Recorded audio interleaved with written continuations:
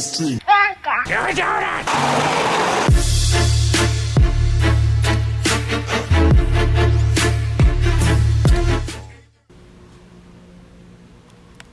What's up, guys? It is a beautiful day, or I shall say a beautiful night here at the Super Shop, and we got the 2JZ ready, and we're getting ready to pull out the EcoBoost and smash that guy in there.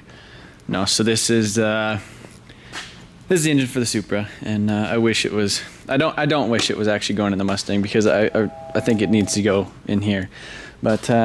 You know, I don't know. Plans may change. You know, it wouldn't be the first time I stole a 2J and put it in something that I don't know.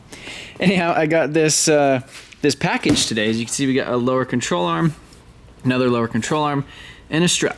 So basically, the two lower control arms are for this side right here, and then this other side over here. I don't know why, but I think the lower control arms over here are fine. At least not too bent. It kind of looks a little sketchy, like you could tell, like you can see it's like tweaked in there, which I might be able to get away with just like tightening it back down or something. But this strut is bent, so you can see how that one's like the wheel got into it. So I think that is all that is wrong with this side, I hope, at least. So I guess I'm gonna go ahead and get my my drift car moved and then install this stuff. I also, my buddy Derek, he came through, he gave me a Power Stroke diesel hat, and then he gave me some tuner lug nuts, because I don't know, they accidentally shipped him these a long time ago. So these Mustangs are a really weird pattern. They're 14 by 1.5. So we got some JDM Speed lug nuts to go on the Mustang. So yeah, like I said, basically all three wheels for the Mustang are bent. There's one right there. I just threw the other two outside. Yeah, so all three of them are bent, so I'm going to be putting RPF 1s on it just to get it to roll around. And I don't know, anybody who's ever had a set of RPF 1s and you just put them on everything, it's because they just look good on anything. So I'm gonna like the way the RPF 1s look on there, but they are kind of a little bit too baller of sizing. You can see right here they kind of poke, probably at least an inch. At least an inch, maybe an inch and a half out. But yeah, I'm gonna quit rambling and we'll get some stuff moved. All right, so I came back to the shop, and all this was just busted out. But I think I found the culprit that knocked over the box. The dead mouse. I think he knocked himself out. Hey Jesse, do you want to give this guy CPR? Think we could revive him? You give him CPR, he'll give you the hantavirus. But he got a battery and some prongs. Okay. Hit him with some 120. But yeah, so I got the parts, and I did not have basically this one broke. So this guy broke, and I don't have the nut for it. And so I went to my favorite place, Big R. 96 cents for all this stuff. That's not bad, considering one of these in a bag was like $8. I don't know why it was $8, but yeah, 14 by 2. That's what the bolt pattern is. But kind of find it weird that I don't think this strut on this side is bent, but the other side is bent. But yeah, like I said, I should probably move the drift car, because I said I was going to do that last time, but no, I'm actually going to do it.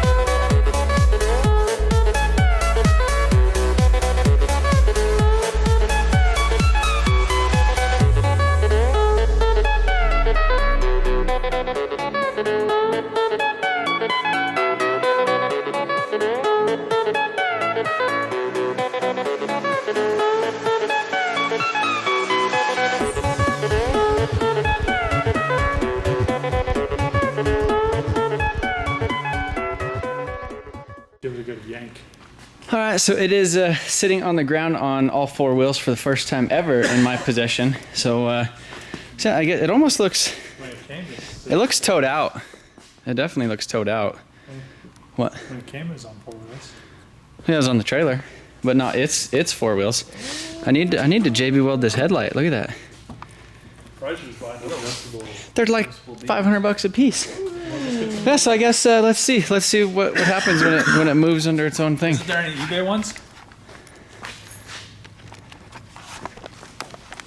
There's some China ones. Oh, Bod, you only have one light.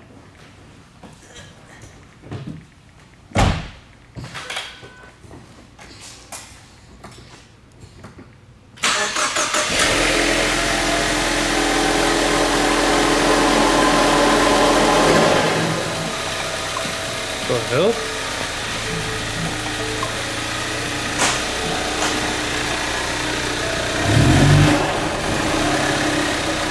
Dude. You're literally on the widest tires you can possibly be on. He's trying to You want me do to don't put- or burnout You want me to on put some oil 275s with a 2.3. down? You want me to put some oil down?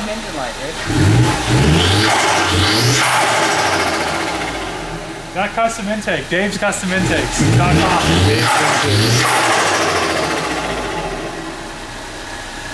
What the hell? Blind the shit out of somebody with those brake lights. Oh yeah, that was just right. It's not off at all.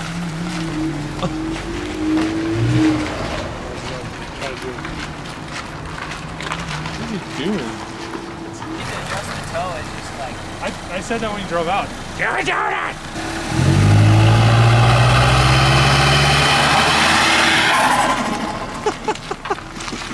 It's like struggling to spin those tires. It's all cold as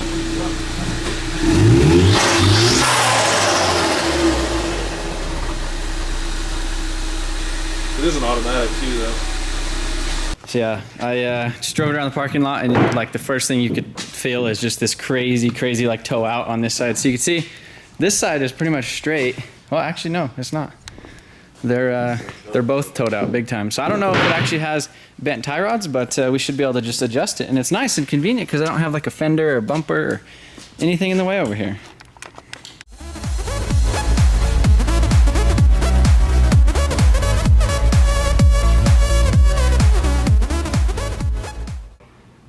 All right, so toe is a lot better now. It was like an inch towed out. It was pretty crazy. So the steering wheel is almost straight. Actually, no, that is pretty straight. So everything should be all right. I guess we're gonna go on the test drive now.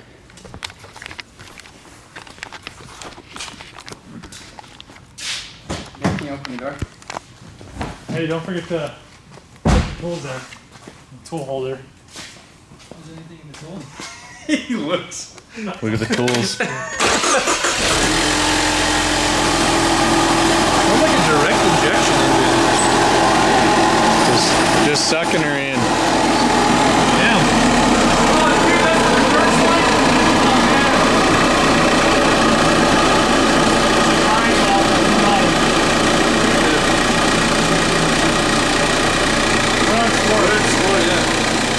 We're on sport and clutch kick.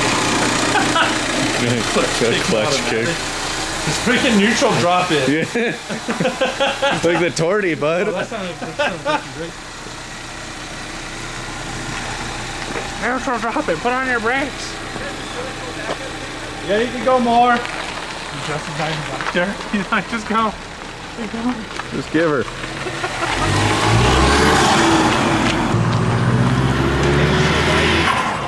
Oh, you can't e-brake it there anymore because of the hole. What hole? That hole.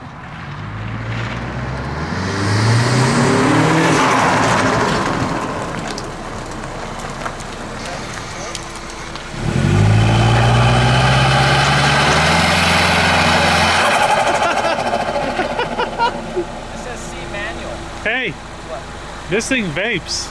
Are you sure it's not a Subaru? No, it's probably all the condensation because it's never. Yeah. Look at it. Look at it vaping. It is. It's like vaping. Like you thought that was a burn off, but it was just the vape. That's freaking cool. You're making fog. That's vaping, boys. All that pollution.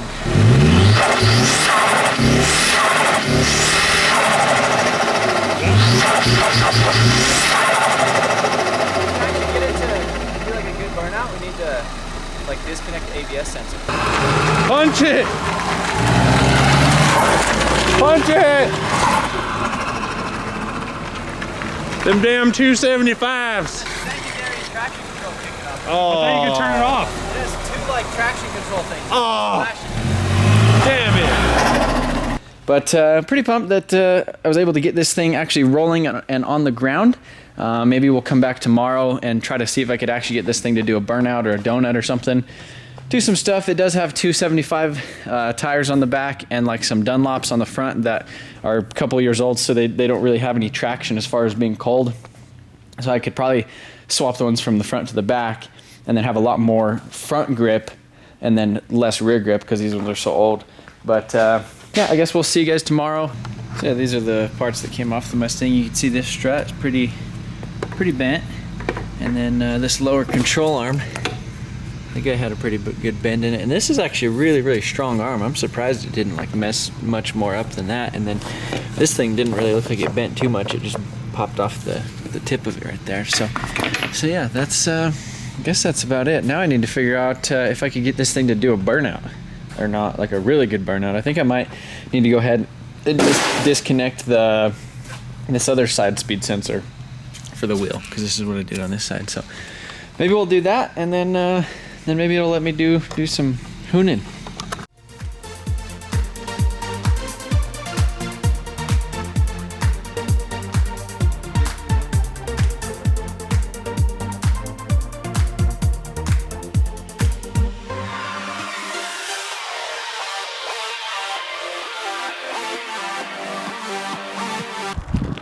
Look at the two drift cars just hanging out together. And if you just looked at this angle all day, you'd be like, damn, that's a nice Mustang. Then you come over here and you're like, you look at it from like on the corner and you're like, damn, that's a nice Mustang. You get up here, you're like, oh wow, what really happened? So I think I might actually try to pull out a little bit of this, just hook it, put it in between the lift posts and hook a come along, and just see if I could actually pull some of this forward. All right, so I figured out what it was doing. So there's like this boost pressure sensor that is right here on the intercooler, and it basically got ripped out, and so it basically wasn't plugged in, so it didn't like that. So now it does donuts. It's kind of sketchy at first just because like the way the power comes on, but it definitely feels a lot quicker than it did. So I guess we'll do a little donut.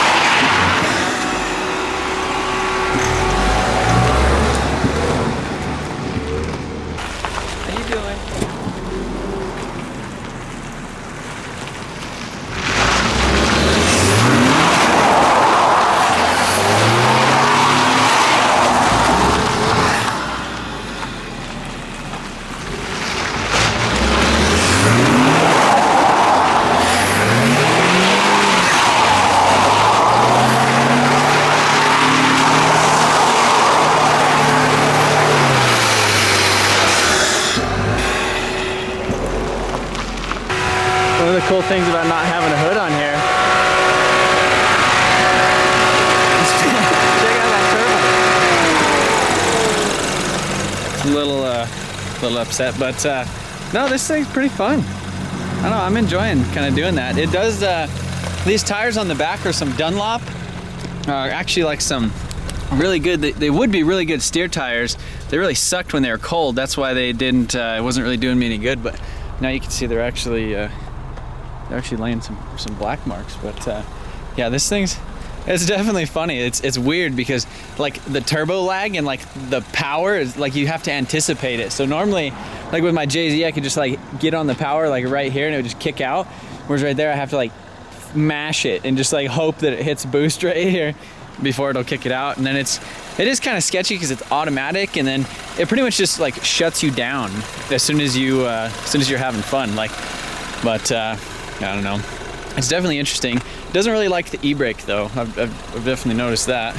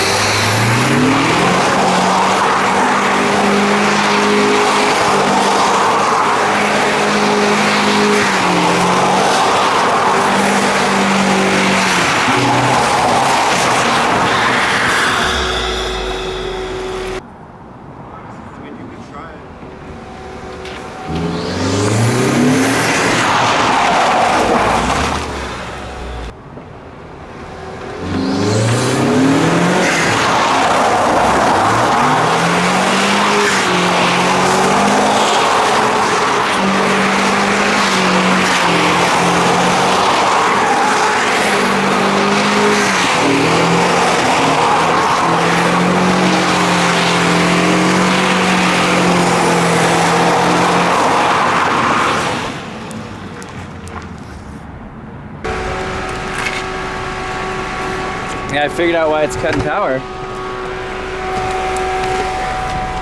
It's because that guy right there. So it just gets hot and then it shuts her down. So I was wondering why it was doing it, and now I know why. So yeah, this thing it definitely feels like a lot better. The turbo's all upset, but yeah, it feels a lot better now that that boost sensor is plugged in, because before I was pretty upset because it didn't have no power. The e-brake it definitely doesn't really lock up because, I mean, obviously it's an automatic transmission and like the torque converter and all that stuff. You kind of almost have to like slow down and like lock up like the whole engine. In that aspect, if like the torque converter is locked, which I don't think it locks in first, but still you have to like, it's coupled in a sense. And yeah, so it looks like I'm almost killing these things. They really weren't that good anyhow. Well, they used to be really good steer tires, but then, you know, after they get so old, all the stuff burns out of them. But yeah, I just think it's funny that turbo's all angry. All right, so I was getting ready to do some frame straightening on the Mustang, and some visitors came by to see me. Yeah. We got Jamie and the baby. Hey, baby. What do you think about the Mustang? About my new drift car? She doesn't know. She thinks it's cool though. But yeah. So yeah, these little ladies are gonna go home, and I'm gonna stay here and mess with the Mustang just for a little bit longer, and try to straighten, just not completely, but just pull some things out. So yeah, this actually works pretty good. But if it's kind of sketchy, I mean a little bit sketchy, but you just hook onto the lift, you kind of tie around the edge, and then you just start pulling a little bit. As you can tell, this is kind of bent back, but it's really crazy. The AC, I don't know if I haven't actually turned on the AC yet, but the radiator does not leak, intercooler does not leak. It's pretty awesome. The fans and everything still work. But yeah, I definitely want to pull this out just a smidge. And then what does end up happening though is when you start pulling on it, you know, it drags the car because the only resistance you have is the tires on the ground. So what you could actually do is, normally what I'm probably going to do is I'm going to back in the F250, bring it over here, like back it right here, and then hook to a wheel, like on the corner or something like that. just so it doesn't scoot this thing over. But I'm gonna pull on it a couple times.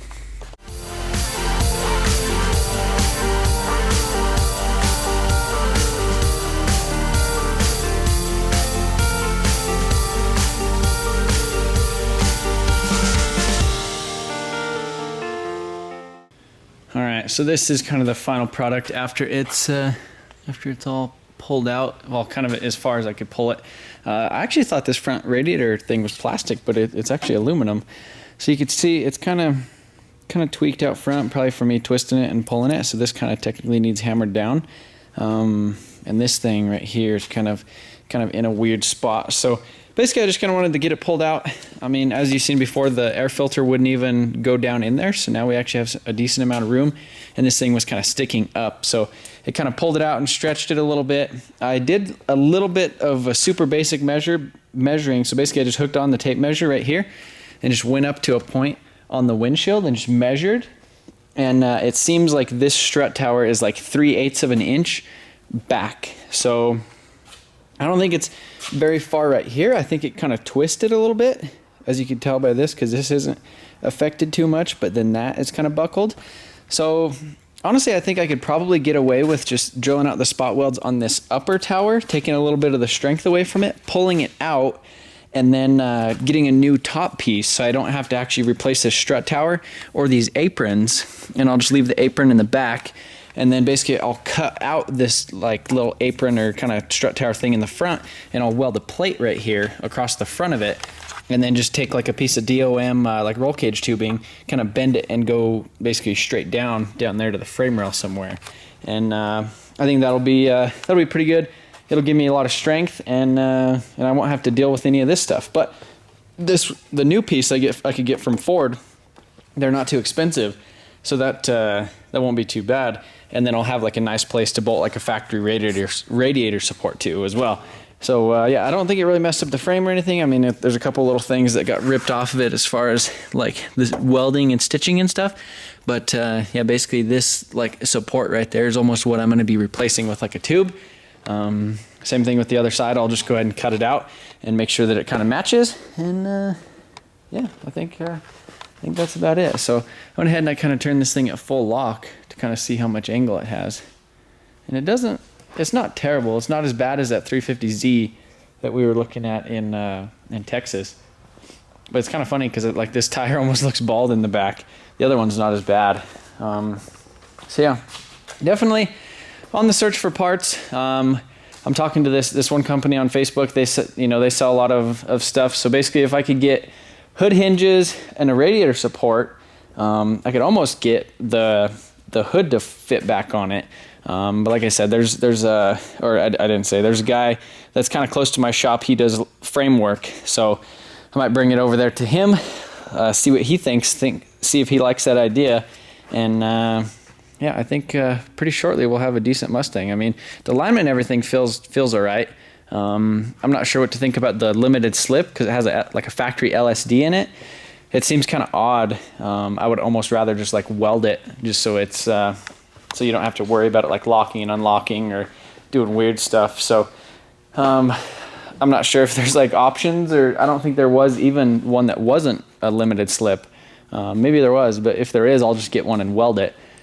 But yeah, still trying to figure out exactly what I'm going to do with the engine situation.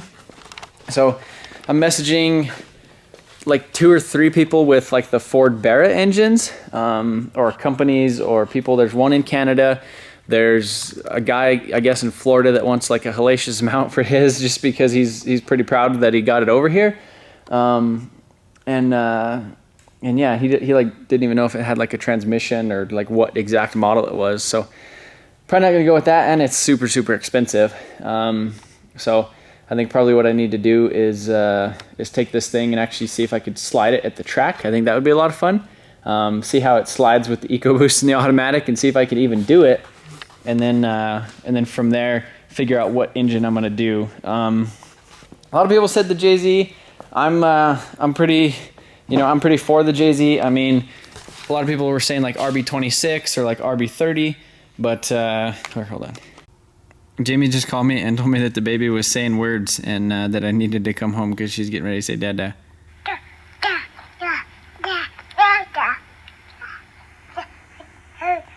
I don't know. I'm pretty sure she already said dada, but that's funny. Jamie thought she was gonna say mama first, but she said dada. So that's pretty cool.